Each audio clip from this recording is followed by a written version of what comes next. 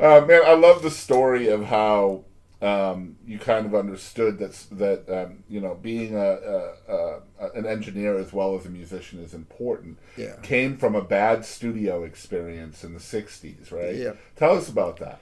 Well, we were in 1964, and I was a senior in high school, and the Beatles came out. Mm-hmm. And as I found out, when we heard the Beatles the first time, it was Mark Stevens at KFJZ, and Yep. he was credited with playing the Beatles the first time in America. Right. And he got the record from a New York DJ buddy of his. He said, they won't even let us put it on the playlist. Mm-hmm. And so he sent it down to Marky, and all of a sudden he, dun, dun, dun, dun. And I mean, everybody I knew listened to his show at night. It was from like 6 to 9 or something like that. And he was one of these guys that had Tarzan yells and, Chicken Man. All the sound effects. All the between, stuff, Yep. And we listened to that song, and then I called a friend. Everybody started calling around. And as soon as we could get a record, we had Beatle listening parties. Mm-hmm. Almost every night, and even in school, at Carter Riverside in Fort Worth is where I ended up at. We had a huge field house that had been built onto that old high school. And if you were an athlete during the study hall, well, I've got a hitch in my in my get along here, and the coach wants me to go out and use the whirlpool. And oh, okay, they'd let you go. Yeah. I'd get out to the field house. The radio was cranked up because now KFJZ was only playing Beatles for like 3 months. They didn't play anything else. And I get out there, and there's 8 or 10 guys from football and all these things out there going, oh, yeah, they let me out of class. Mm-hmm. And so I that just really hit me because what I was listening to at that time was Ray Charles and all of the earlier R&B, and I was, before I knew who he was Charles Brown. Mm-hmm. And his Merry Christmas Baby was like #1 in, I think, 46 or something like that. Yeah. Never made a penny off of it. Mm-hmm. And so I was listening to that kind of music, and as the Beatles and the Stones and the other ones came out, it was that was the path to follow. But you ended up in the studio in Fort Worth in like 63, 64. Yeah. And your band was kind of like a Kink style band, and came out sounding like a country band. Well, the name of our band was called The Red Eyes. The right? Red Eyes. Yeah. And when we were going to, the last graduation day, we had senior play, where if you were a senior, you could get up there and do almost anything on the stage, where we had the band. Mm-hmm. And so every day of the week till Friday, they announced, it was like a 10-cent thing to get out of class and go to the show. And the first guy I got up there, they always had a student do the morning, morning announcements. The first guy, and don't miss senior, music by the Red Eyes. And we got through that day, and everybody was going, oh, that's great, But until the teachers realized what they're saying. Well, it was our principal. The principal was he was a short little squatty guy, and his nickname was the Warthog. Of course. And he was Church of Christ. And when we had a school dance, they wouldn't let us do anything but country music, because we don't want to get them fired up or anything. And so by the second day, he learned from a teacher or something what a red eye was, and like that. And so he banned the red eye, term. And so what we did is we found out who, that second day, they just said there's music, by so and so from a band that we won't tell you. We took on another name as a sub name, called Crush Unlimited. Okay. And we had a guy named Norman Chupik, and he was from Czechoslovakia, moved over when he was a kid, and the family, all moved into Fort Worth and everything. Mm-hmm. And he was my favorite friend because he was such a whack job. I mean, he was just, we're all getting into this rock and roll music, and he comes by my house in a 56 Cadillac Mariah, the funeral car with the fold-down seats and everything, with no heater in the dead of winter. I'm going to hear music tonight. Do you want to attend? And I go, oh, Choops, you bet. We went down to, right there on 28th Street and Main Street down in the Stockyards was a place called the Big Apple. Mm-hmm. And it was they said, this is the Black Mafia owns this club and you better really have your stuff together. Yeah, mind your business. Cupid had been going down there, hanging out with these guys. And they just, man, this white dude's a little strange, but he knows his chops, And so he was into jazz, and we were all into the rock and roll thing. And through the course of all of that, we would go down on Jacksboro Highway down to the old Starlight Club, and then black rock and R&B in there, and there'd be 30 or 40 kids sitting out back on their hoods of their cars because they can't get in, like we couldn't get in. We would go down there and listen to that music, and then we one night drove over to KNOK, and it was a black station right off of it was over in Riverside. And we found out, we always said, what is that thing? There was a little building sitting on a big lot with a tower on it. And we finally drove up there one night, and we were scanning the thing and got on KNOK. And all of a sudden, this disc jockey looked down and says, what are y'all doing here? And I said, I think we're listening to you. Yeah. And he just dug it.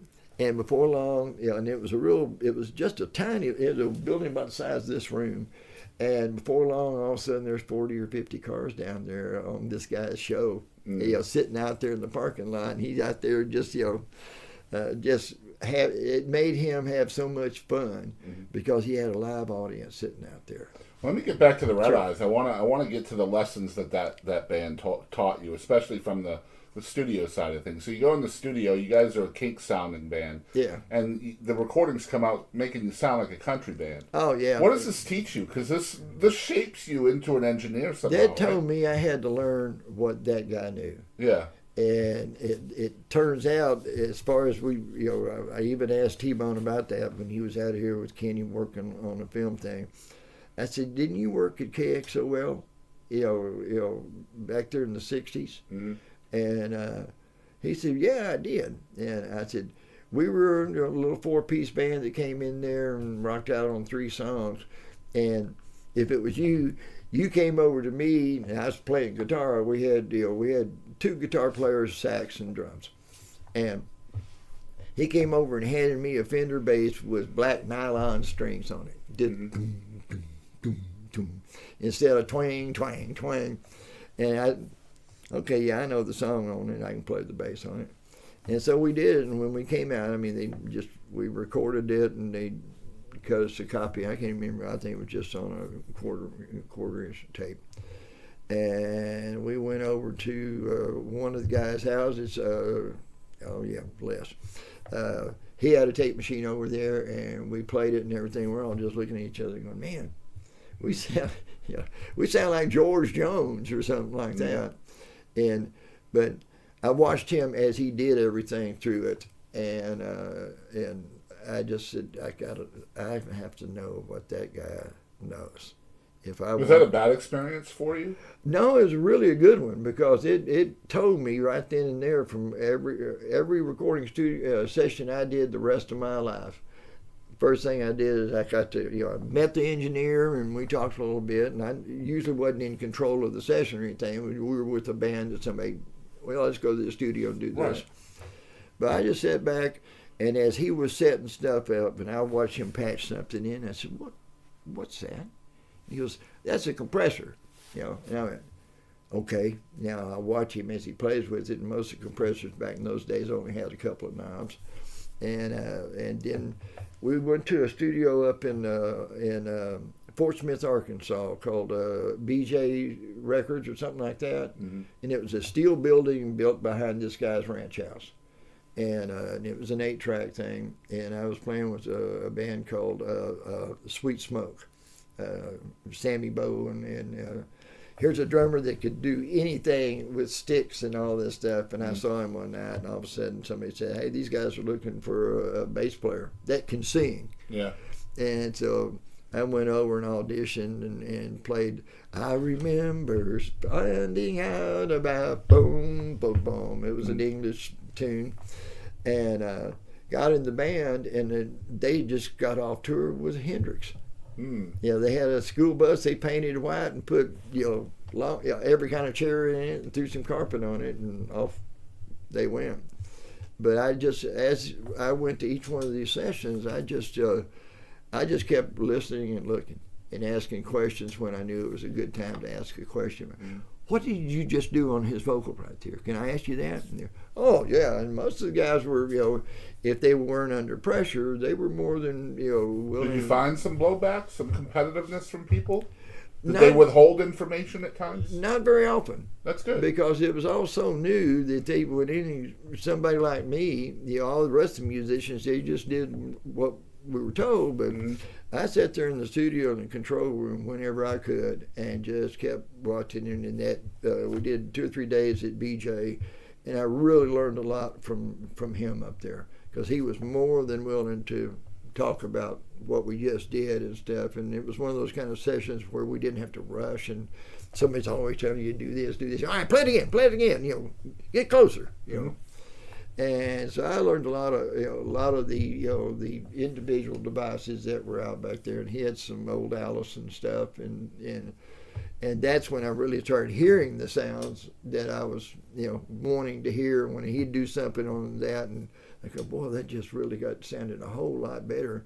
Well, this is called a gain break, write that down, and that's what I did all the way through my career. Every time I went into a studio, I just did that start to compete with your musicianship? Just kind of wanting to be more behind the scenes and more kind of the genius behind stuff. Well, what happened is when I finally, after Sweet Smoke, I got in another band, and I was a lead singer because they didn't have a singer. And that's kind of how I started out on our very first high school band. Nobody wanted to sing, and I went, well, I'll sing, So I'd sing one song 20 times a night, just about, and then we'd play Wipeout again because the drummer could play it.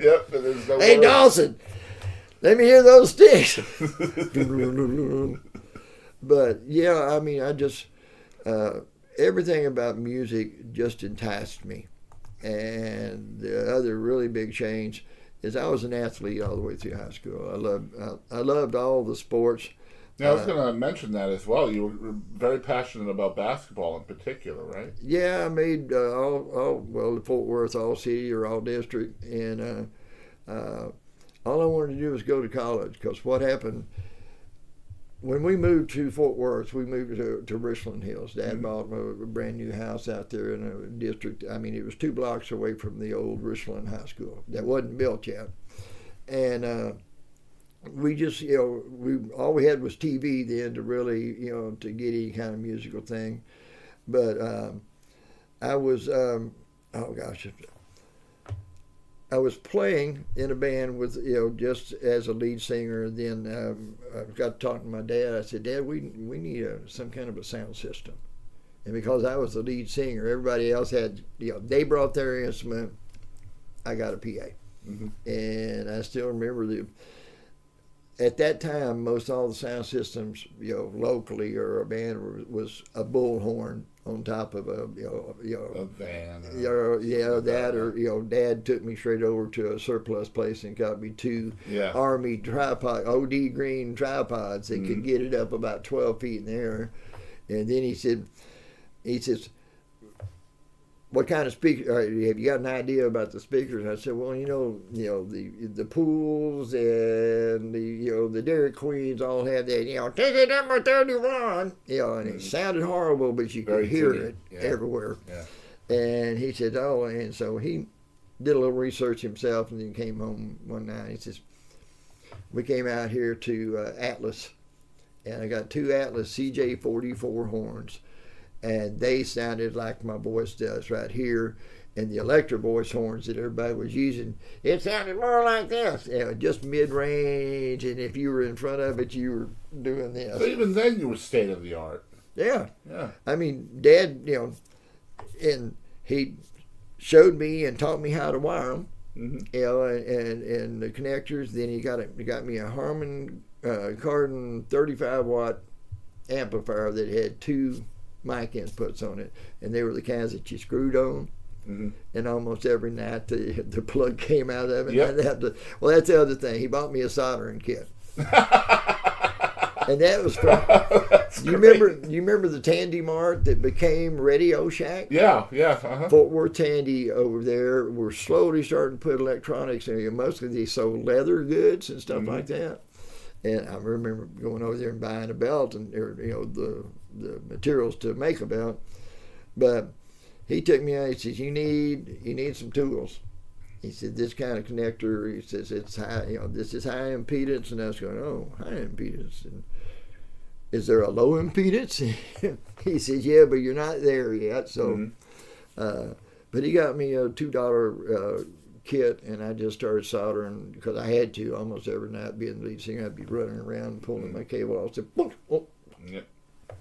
We'll be right back. 1 second. It's all laying back there, ready to solder again. Yeah. 2 bars.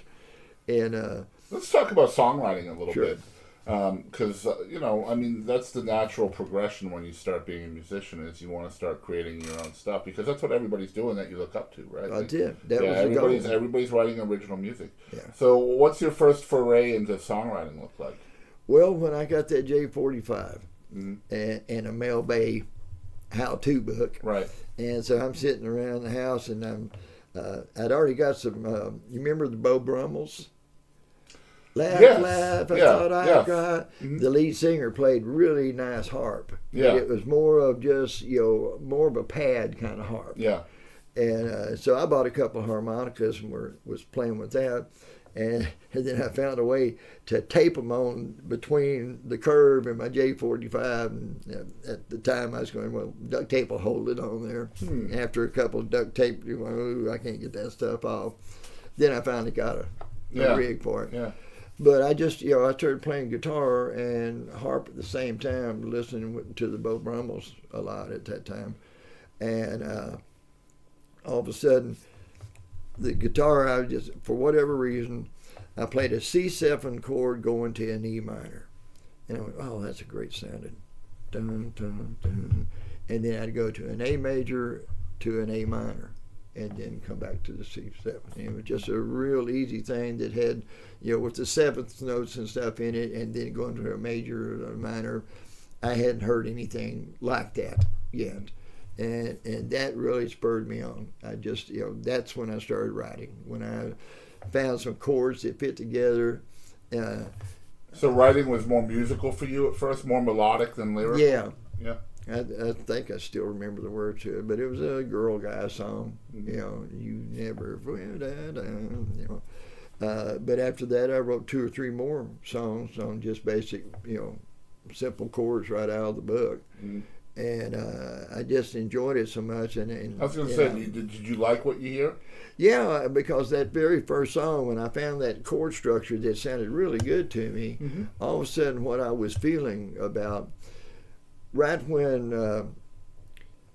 I was a junior in high school at Richland High School, and we hadn't, my dad had already taken a hike, and only my sister knew what was going on with Mom and Dad, and me and my little brother were just out there living life. And I was playing basketball. We had a really, really good coach. By the time they built the high school, this coach was one. I mean, that's what inspired me to go after college and see if I could get a scholarship and get through college. I never even dreamed. I was a good pitcher, and I batted in the low 300s, and so I was good to a certain degree. But boy, when I pitched, we were going for the high school championship against Pascal High School, and they had a pitcher as a left-hander. He had to have a 100-mile-an-hour fastball and a 100-mile-an-hour curveball that went about this far. Wow. You couldn't hit him. I could have stood up there with a flat board or an oak tree, and it would just shoo. Yep.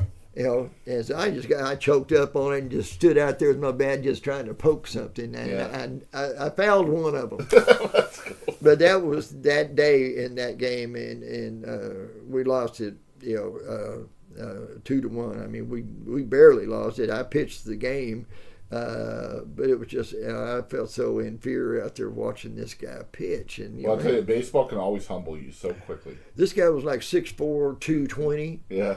Muscled up. I mean, he went straight to the majors out of high school. Wow. They put him on a farm team. The next thing I knew, I was hearing about him out there playing for a year or something like that. Wow. But that's what. And you can say, hey, I foul tipped that guy. Yeah, and but I was. That's not your claim to fame, though, is it? No.